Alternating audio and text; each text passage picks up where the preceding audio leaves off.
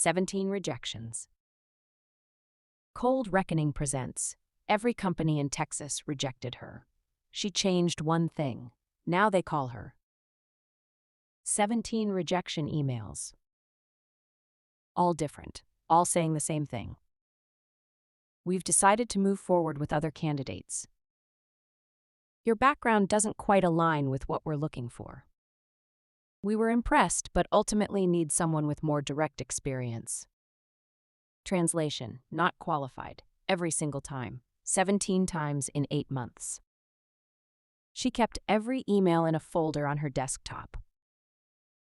Not out of bitterness, out of a specific kind of rage that in the right hands becomes fuel. Her name was Reyes. She had grown up in San Antonio, studied data analytics at UT Austin, graduated in the top 12% of her class. She had moved back to San Antonio after graduation with one goal: to work in the energy sector, the industry that had built Texas and was being rebuilt by data.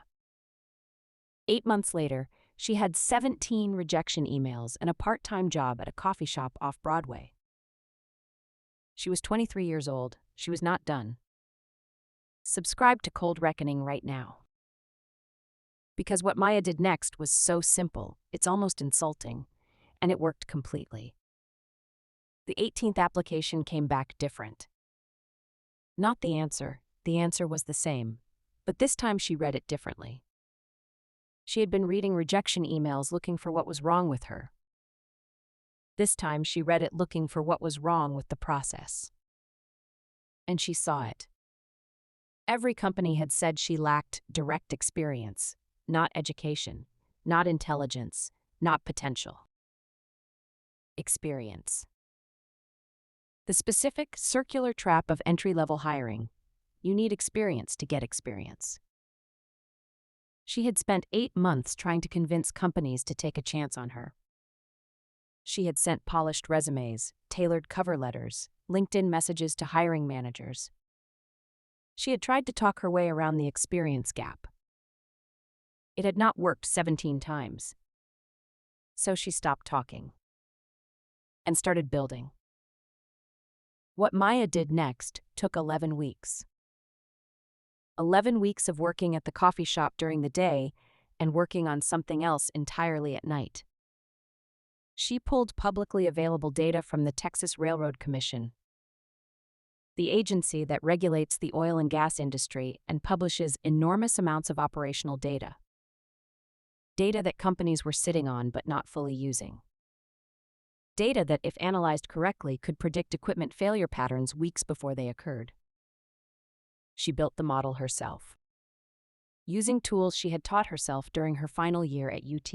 Free tools, open source, her laptop, her apartment in San Antonio. She ran the model against 5 years of historical data. It identified 17 equipment failure events that had occurred after the fact with 84% predictive accuracy. She documented everything. Wrote it up in a 12-page report. Clean, specific, cited. Then she did something that no career counselor had ever told her to do. She sent it, unsolicited, to the operations directors of 4 Texas energy companies. Not as an application. Not as a cover letter. Not as a request for an interview. Just the report, with one line at the bottom. I built this in 11 weeks with public data and open source tools. I thought you might find it useful. No ask, no pitch, no resume attached. She hit send on a Tuesday night at 11:47 p.m. and went to sleep. Wednesday morning, she woke up to 2 replies. Thursday morning, a third. Friday, a phone call from a number she didn't recognize. Houston area code, she answered. Have you ever had a moment where everything you built in silence suddenly spoke louder than anything you could have said? Drop it in the comments. We read every single one. The voice on the phone belonged to the VP of operations at a mid-size energy firm based in Houston. He had received her report. He had sent it to his engineering team. His engineering team had spent 48 hours going through it. Then they had sent it back to him with one comment: "We need to talk to whoever built this." He asked if she was available to come to Houston. She said she was available Thursday. She drove 4 hours from San Antonio to Houston on a Wednesday night. Stayed in a $67 motel off I-10, set her alarm for 6 a.m. Walked into a glass office building on the Houston Energy Corridor at 9 a.m. in the only Blazer she owned. Sat across from 3 engineers and a VP who had spent 2 days studying something she had built in 11 weeks. The meeting lasted 2 hours and 40 minutes. She answered every question, including 2 she hadn't anticipated, which required her to think in real time in front of people whose job it was to evaluate exactly that. She didn't pretend to know things she didn't know. She said, "I don't know, but here's how I'd find out." Twice. Both times the VP nodded. At the end of the meeting, he said, "We'd like to offer you a position, not entry level. Analyst 2. That's where your work actually places you." Analyst 2. The level she had been told she didn't have the experience to reach. She drove back to San Antonio that evening on I-10 with the windows down. It was October in Texas, the first week the heat finally breaks, and the air smelled like cedar and possibility.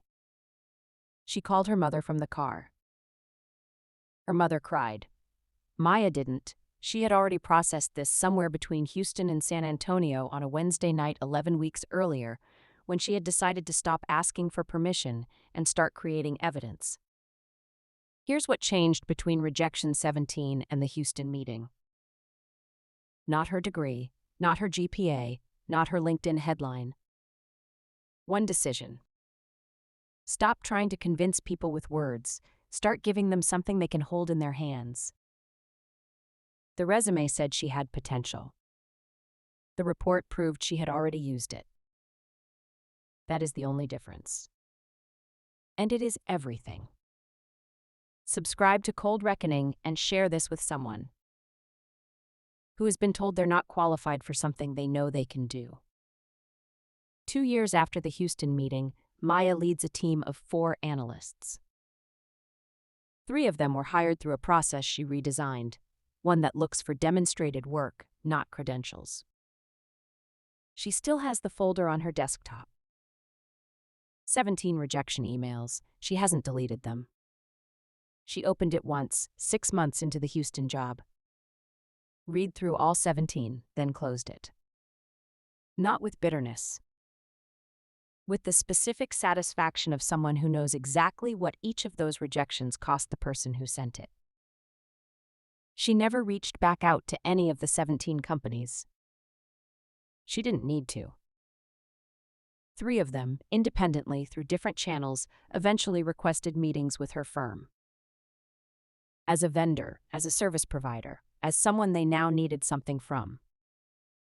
Her firm's business development team handled the meetings.